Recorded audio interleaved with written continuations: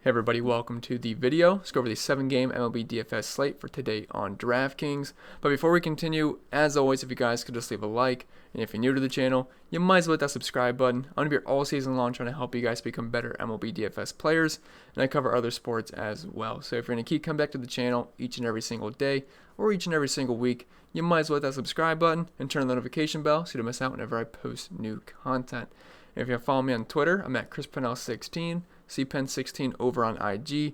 And if you want some more content over on Patreon, always much appreciated. We got 300 plus people in there. You can hop into the Discord chat and just get access to all the extra content that I put out throughout the entire day or every single week, depending on the sport. So if you're interested, links in the description below. If you're not, well, that's fine. Let's just dive into today's slate. So the bats aren't too impressive today on this slate, but I like the pitching quite a bit. And I'm a big Trevor Bauer fan, so anytime he's on the slate, I'm usually pretty excited because I love playing Trevor Bauer, and probably going to be doing that once again today. But you have a true ace on the slate in Trevor Bauer.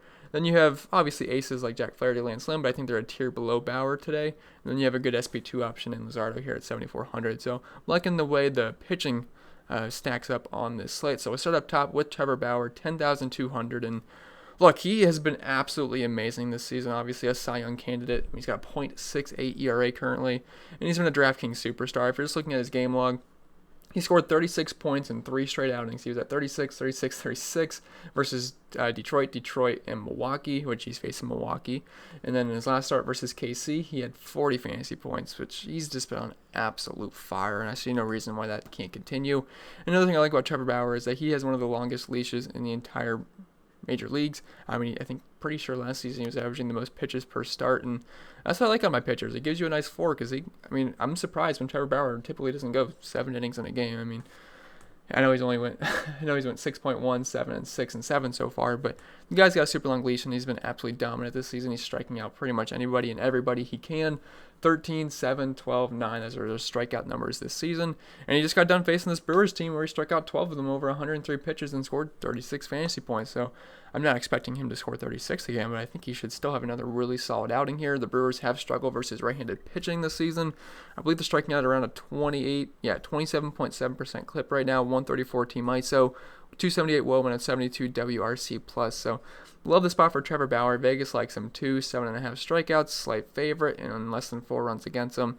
So I like Trevor Bauer a lot. Do I think he's going to keep up this insane pace he's at?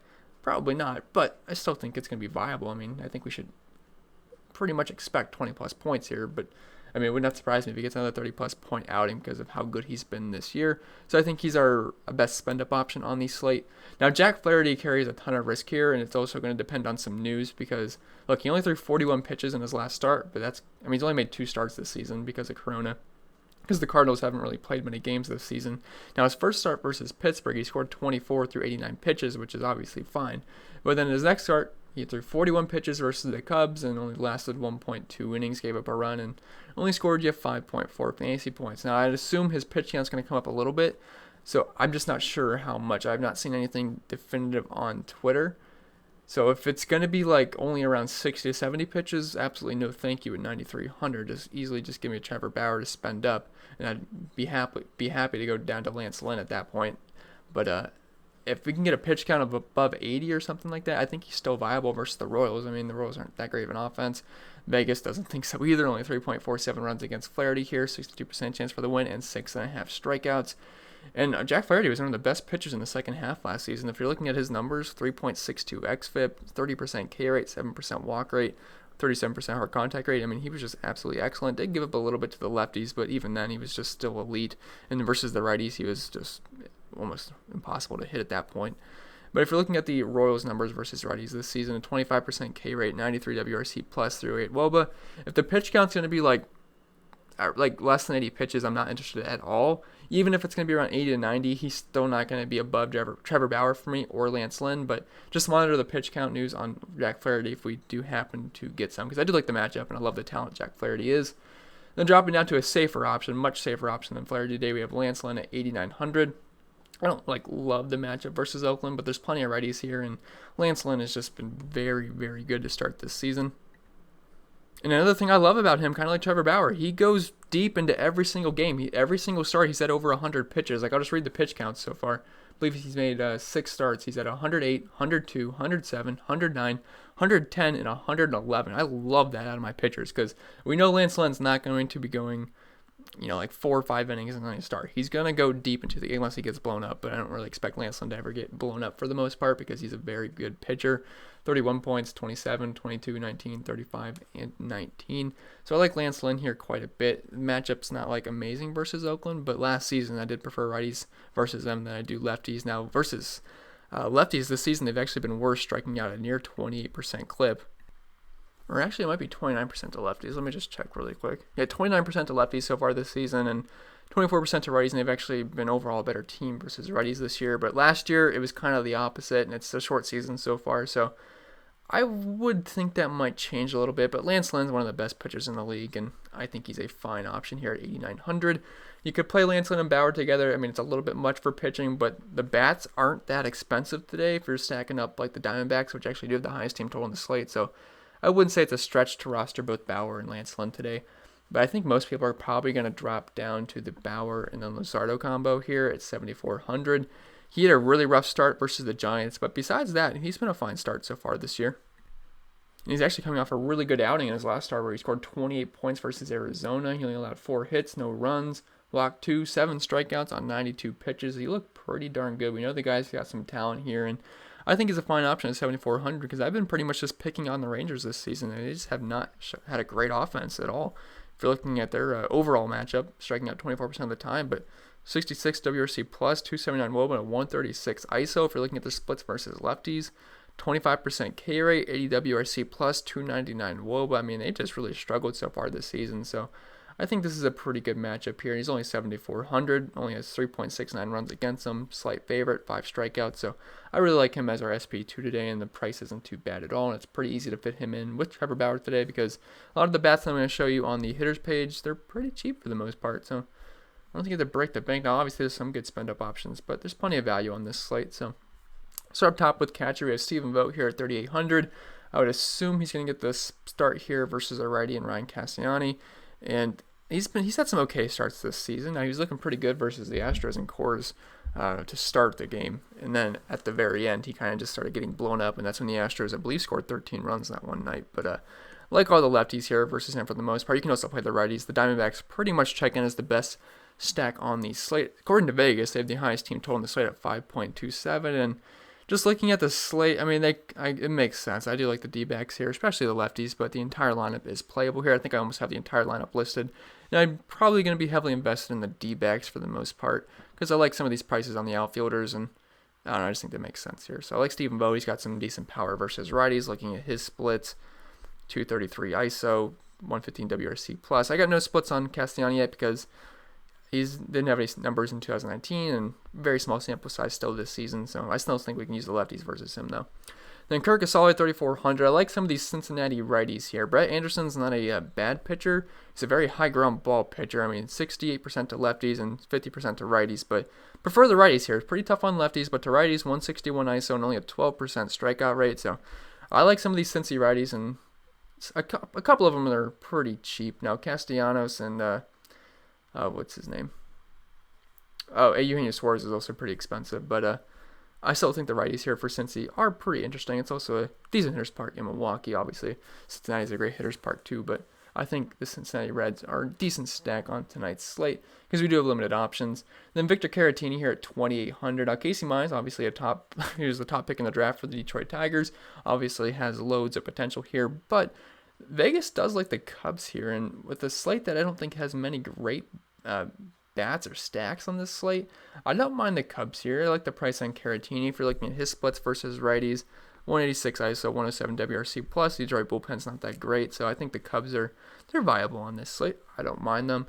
Speaking of another Cub, we have Anthony Rizzo here. I pretty much just picked out most of the lefties here, and I think I put on Javi Baez as well, just because shortstop's a really tough position today. I only have 2 listed, but I don't mind Anthony Rizzo here. He's been absolutely cold, but he finally got a hit yesterday, which was at least nice to see. It helped me cash, but because I was barely in the cash line, so I'll take that single from you, Anthony Rizzo. But for the most part, he is good versus right-handed pitching. 240 ISO, 416 on base percentage, over 300 batting average, and I think we can use some lefties here versus Casey Mize, or just use the entire Cubs lineup. I don't mind that.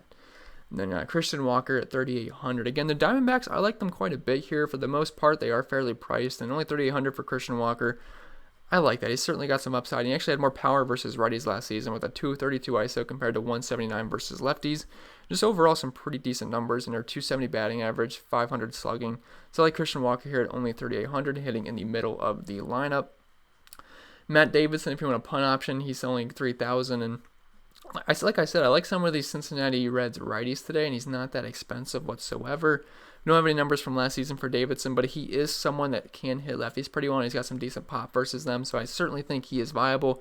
And like I said, I prefer the righties versus Brett Anderson. The ground ball rate goes down, and the power goes up. So like Davidson at that price tag.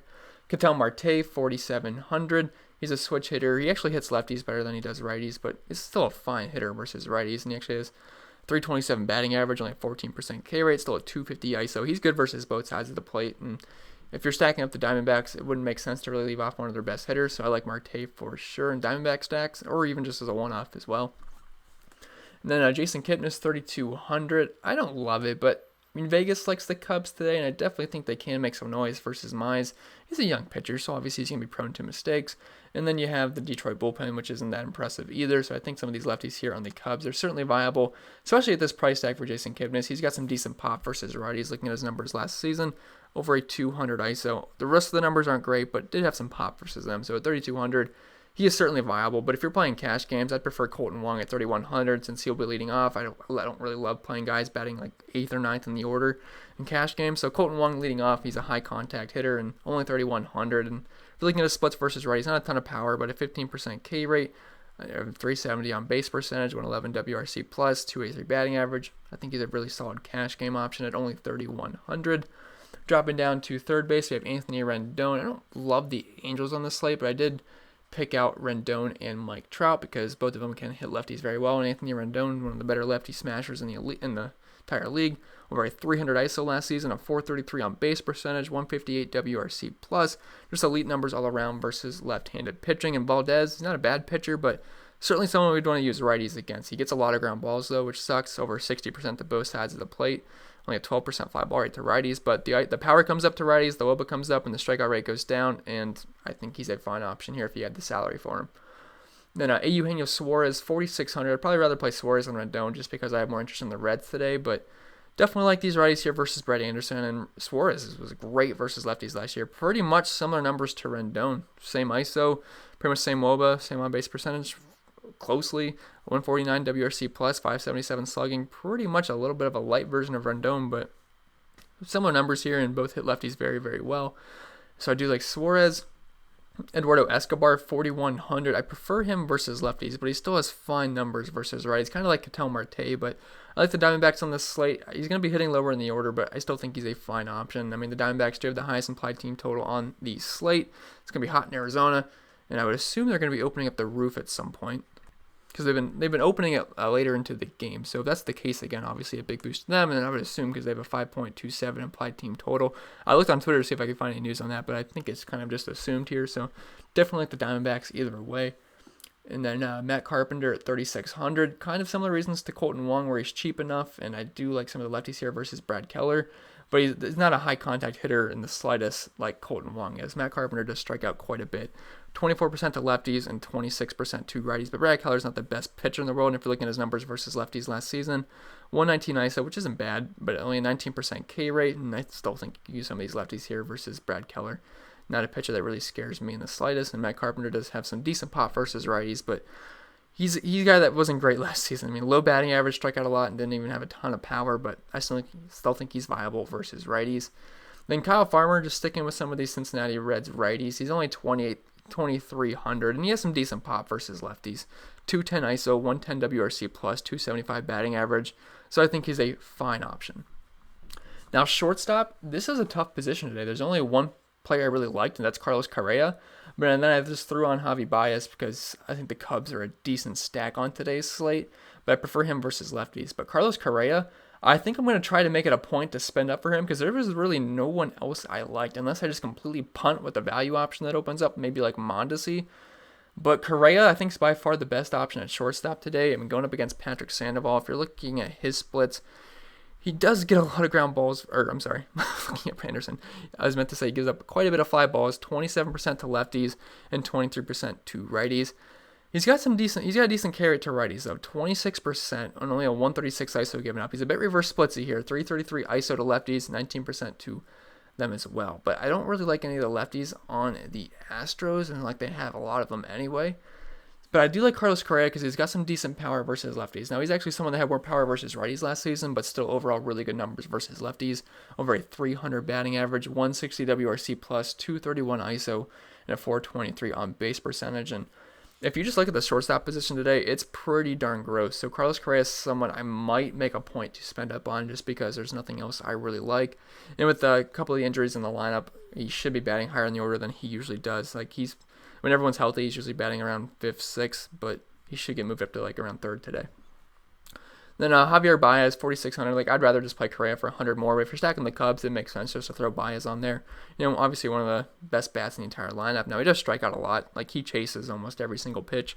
28% K rate to righties last season, 235 ISO. He's got decent power, but you guys know what it is. Almost all or nothing for Javi Baez. But he's a fun roster. He's a fun guy to watch play. And I do like the Cubs on this slate, so I think he is certainly viable. Dropping down to the outfield, we have Mike Trout, the best player in baseball. I don't think I really have to give you guys many reasons to play Mike Trout if you have the money for him, but if you do, play him. If not, no biggie. I realize he's super expensive, and I don't love the Angels here. They only have 4.3 runs in Vegas, but Mike Trout's obviously got elite numbers. Now, he's better versus righties compared to lefties, but it's not like he's bad versus lefties in the slightest. A 300 ISO, 161 WRC plus, and just overall great numbers. And like I said, I want the righties here versus Valdez compared to the lefties. So Mike Trout, obviously a fine option pretty much any single slate. Doesn't really matter who he's going against. And then we have another Cincinnati Reds righty in Nick Castellanos here at 5,200. He's one of the best lefty mashers in the entire league. I do like the righties here versus Brett Anderson. 343 ISO to lefties last year, 190 WRC plus, 713 slugging, and 370 batting average. These are kind of like JD Martinez and Nelson Cruz like numbers versus lefties. So I know he's super expensive, but if you're stacking the Reds, there's no way you can leave off a guy like Castellanos who's got double dong upside here tonight.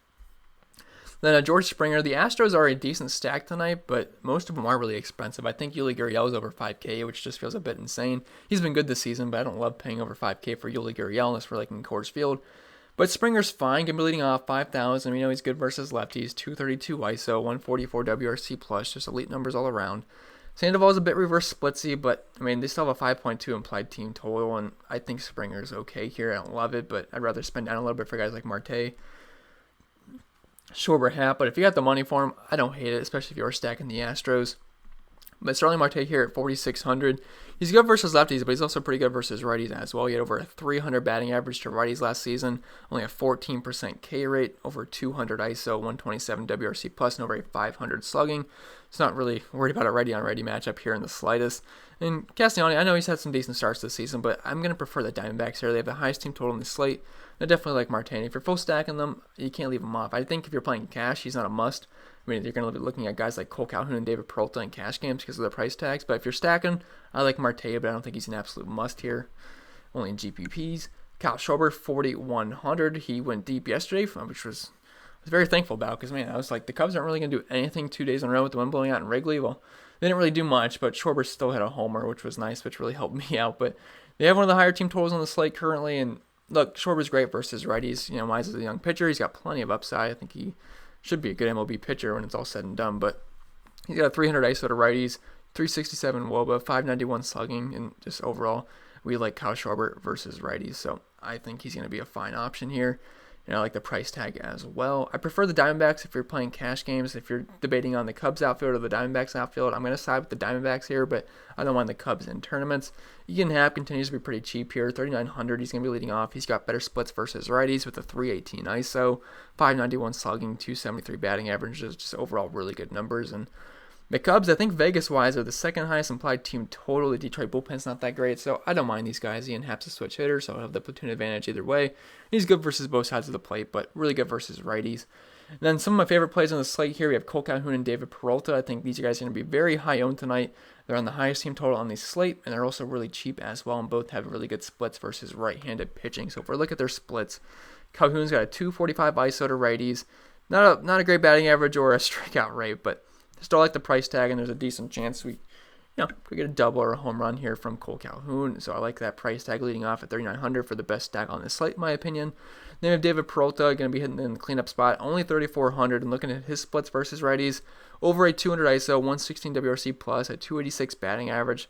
Really high ground ball rate, which I don't like, but only an 18% strikeout rate. And I like the D-backs here, so I think at 3,400, Peralta should be one of the better plays on the slate.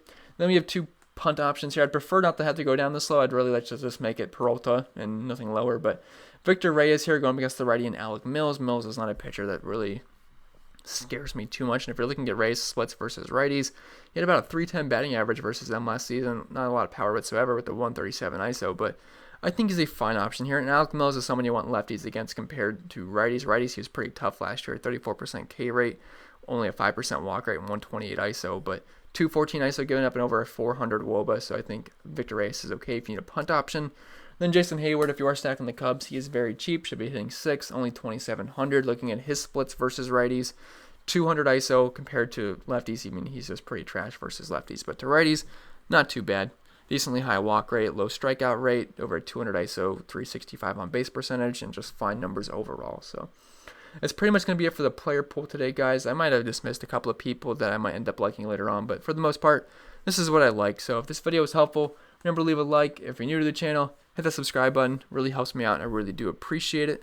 And I just realized my camera was blurry. Hopefully it wasn't like that for a while, but hope you guys enjoy your Monday and enjoy baseball tonight.